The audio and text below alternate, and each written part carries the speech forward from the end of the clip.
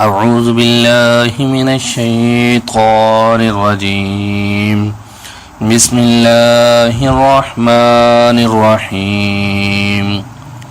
يسألونك عن الشهر الحرام قتال فيه قل قتال فيه كبير وصد عن سبيل الله وكفر به والمسجد الحرام وإخراج أهله منه أكبر عند الله والفتنة أكبر من القتل ولا يزالون يقاتلونكم حتى يردوكم عن دينكم إن استطاعوا ومن يرتد منكم عن دينه فيمت وهو كافر فأولئك حبطت أعمالهم في الدنيا والآخرة وأولئك أصحاب النار هم فيها خالدون.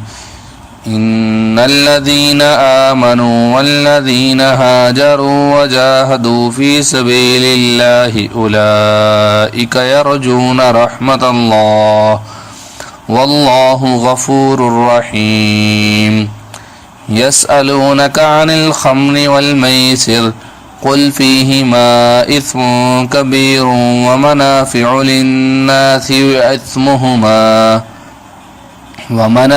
للناس وإثمهما أكبر من نفعهما ويسألونك ماذا ينفقون قل العفو كذلك يبين الله لكم الآيات لعلكم تتفكرون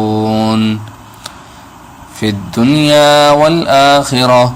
ويسألونك عن اليتامى قل إصلاح لهم خير وإن تخالطوهم فإخوانكم والله يعلم المفسد من المصلح ولو شاء الله لأعنتكم إن الله عزيز حكيم.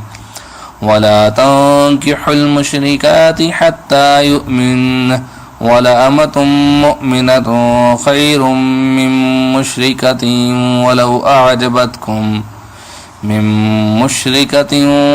أعجبتكم ولا تنكحوا المشركين حتى يؤمنوا ولعبد مؤمن خير من مشرك ولو أعجبكم أولئك يدعون إلى النار والله يدعو إلى الجنة والمغفرة بإذنه ويبين آياته للناس لعلهم يتذكرون.